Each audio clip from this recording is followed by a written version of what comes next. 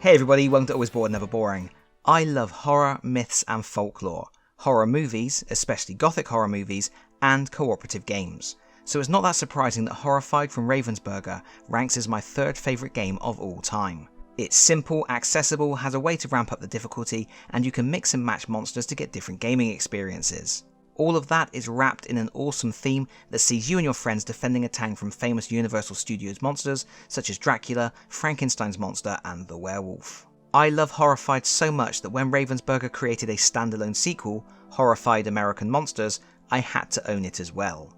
That iteration of the game transposed the game to a more modern setting where heroic souls in a town on the edge of the wilderness work together to defeat various cryptids and fantastical legends from different regions of America, such as the Chupacabra, the Jersey Devil and Bigfoot. Although I love horror stories, legends and folklore, the theme for American Monsters, combined with a slightly weaker presentation and heroes that were just reskins of those from the original game, meant I didn't like it quite so much. It's still a wonderful game that I am glad to own, and I appreciate having 6 new monsters on a different board layout to hunt down, but Universal Studios Monsters is still the version that I will most commonly grab off the shelf when I want to play. Full reviews, by the way, for both of the Horrified games are available on this channel if you would like to know more about them. There should be links in the video description below. Anyway, after enjoying American Monsters, I thought about what other themes I would like to see the Horrified team take a crack at.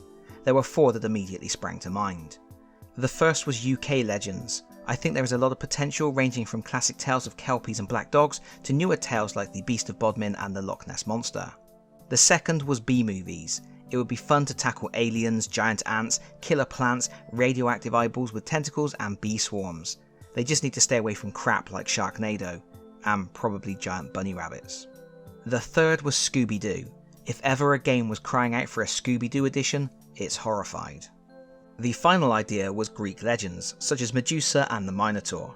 My love of Greek mythology is rooted in watching movies that showcase the glorious stop-motion creatures of Ray Harryhausen, and if you ever saw my review for Kingdom Death Monster, you will know that Clash of the Titans in particular was hugely influential for me. And would you credit it, Greek Legends is exactly what we are going to get, because Ravensburger have recently announced Horrified Greek Monsters. We are getting another 6 new monsters, another new setting and time period, and another new board to play on. And with the significant change in place and setting, we also get a new set of heroes with new special powers. As you can imagine, I'm pretty gosh darn excited about this announcement, so I wanted to take a few moments to talk about it. As the third release in the Horrified series, Greek Monsters is going to be pretty much the same core gameplay. It's going to be cooperative, with a group of 1 to 5 players taking on the role of heroes who must gather resources, represented by tokens in 3 different colours, and then use those resources to complete unique challenges to slay or capture monsters selected from 6 possibilities. The challenge of the game is determined by how many monsters you choose to face and in which combinations. When a hero activates, they get a number of action points, and they can use those action points to make standard actions such as moving, picking up items and pushing around NPCs, or they can do their special action which is unique to them. This time around, the heroes get new abilities which I am really happy about. We get the Mariner, who can give his items to any other player, the Hoplite, who can move directly to any layer token on the board, the layers are a new mechanism here, the Actor, who can discard 2 items to take 1 item from the discard pile, the Shepherd, who can look at the top monster card, the Ranger, my favourite, who gains a perk card every time the terror level increases, the Musician, who can move directly to any NPC, and then the Traveller, who doesn't get any special ability and instead has 5 actions instead of 4. Only the Traveller is a reskin based on heroes from previous iterations of the game, so this is really exciting. Also, I feel like these powers are perhaps not quite as strong as the previous ones, so maybe this game is going to be slightly more challenging. Heroes also have access to perks, and they get more by rescuing NPCs, and the monsters are controlled by drawing monster cards that spawn more items to the board, tell you which monsters activate, and trigger other events. And while the game will have a different aesthetic to previous versions, Ravensburger have maintained consistency in how they present the brand. First in the naming convention. Universal Studios Monsters, American Monsters, and Greek Monsters. But then in other details such as the monsters on the box art creating the outline of a skull. Each version of the game also has a fun cheesy tagline. For Universal Studios Monsters it was "The stakes have been raised." For American Monsters it was "Home of the Grave." This time we get "All Hades breaks loose." So this is still the same game, a standalone experience using a tried and tested game loop that works really well. but there are some new additions to the rules. First, there is a new reveal action. This is because 4 of the new monsters have hidden layers. At the start of the game, tokens are placed on the board face down, and you have to use the reveal action and spend some resources to flip the token face up. Eventually you will find the correct layer and you can start working towards defeating that particular monster. This seems to be the big thing that Ravensburger have talked about for this new edition, but I have to be honest, it doesn't seem that exciting or revolutionary. It's just an extra step necessary for some monsters, which can make it just a bit harder to defeat them. It's not a bad addition by any means, but I'm not seeing it as being particularly compelling. More interesting to me is that in previous editions of the game, every monster had a unique symbol and it would activate whenever that symbol appeared on a monster card. For Greek monsters, each monster has 3 symbols and none of the symbols are exclusive to any one monster. As far as I can tell, this has numerous ramifications. Firstly, with multiple monsters triggering on the same symbols, players will probably have to decide in which order to activate them. Before, it was always clear in which order monsters would trigger due to the order of the symbols on the monster card, but now there is the potential for an additional decision point.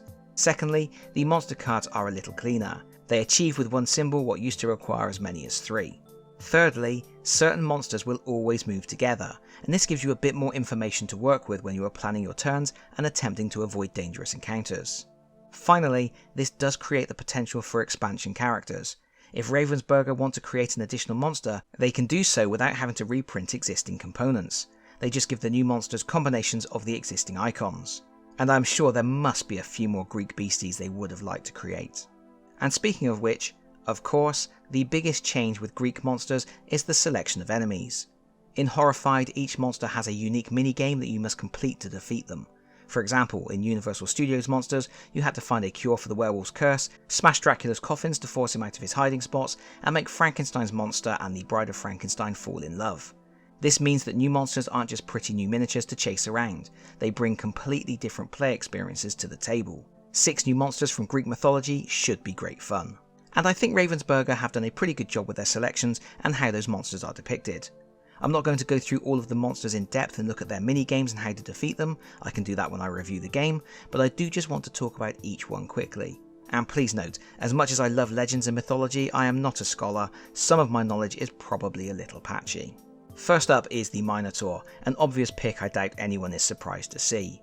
This is one of 4 creatures that uses the new layer mechanism. The Minotaur's name is derived from the word for bull and the name for King Minos, who ordered the design of the labyrinth where the Minotaur lived, so finding the labyrinth is part of defeating the beast.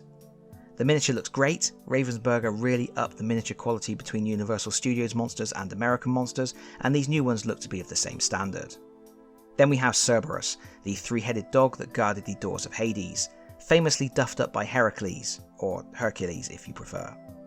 Next is the Chimera, a fire-breathing beastie with the body and head of a lion, with a goat's head growing out of its back and a snake for a tail. Then Medusa, who is one of 3 Gorgons. There are several different depictions of Medusa. Sometimes she is beautiful, sometimes ugly, sometimes she has human form, sometimes she has wings, and of course she is famous for having snakes for hair and the ability to turn people to stone. For me, the depiction etched in my brain is the terrifying version created by Harryhausen for Clash of the Titans, a monstrous ugly archer with the body of a snake as well as writhing snakes for hair. The scene in which Perseus and his crew fight her is, to me, one of the creepiest and most impressive monster fights committed to film. There isn't lots of screaming and running around and explosions, it's just a few men hiding behind pillars from a creature that crawled out of a nightmare. And her appearance is not necessarily the true mythological depiction scholars would appreciate, but it's the one that's close to my heart, and the one that Ravensburger have used for this game. Hurrah! Then we have the Basilisk, and this all gets very confusing. The Basilisk was originally considered a dangerous snake with poisonous blood and a deadly gaze. Over time it also began to be depicted with a rooster's head, legs and even wings, and with the ability to turn anyone to stone with a glance, and then it was referred to as a cockatrice, probably due to translations over time. So you have 2 very different names and 2 very different depictions of what is supposed to be the same creature. Ravensburger have gone for the rooster-headed design, which I always think of as being more of a medieval thing. Maybe they did that just to make it a more interesting looking enemy. Personally, I'm not sure I would have gone with a basilisk for this game at all. It is similar in some regards to the Medusa, and I think there are other famous options they could have gone for instead. I also have to wonder if there are any weasels in the game, as they are supposed to be the best way to defeat a basilisk. Finally, we have a siren, who sits on the rocks and lures sailors to their death with beautiful singing. Sirens originally appeared in Homer's Odyssey, where Odysseus orders his men to plug their ears with beeswax, and that saves them all from ruin. The first descriptions of sirens were beautiful women with the wings and feet of birds. Later depictions showed them as mermaids, but Ravensburger have stuck with the original winged and feathered variety, which I suspect may be an unusual depiction for some people, as I think the idea of the sirens as mermaids is possibly more commonplace now. But there we have it. 6 cool new monsters. I think 5 of them are choices I would have made myself. Only the basilisk is something I would probably have dropped in favour of, gosh, I don't know, the Nemean lion, a hydra, maybe a cyclops. Let me know in the comments which monsters you would have liked to see, because that just about wraps up this quick look at Greek monsters, for now at least. The game is already available for pre-order from some stores like Target in the US and goes on general release for October the 1st. The retail price is $39.99. And that is it from me for now. Thank you so much for watching. If you enjoyed this video, please consider pressing the like button. If you really enjoyed this video, please consider subscribing if you don't already do so. And hopefully, I will see you all again very soon. Bye bye everyone. Bye bye.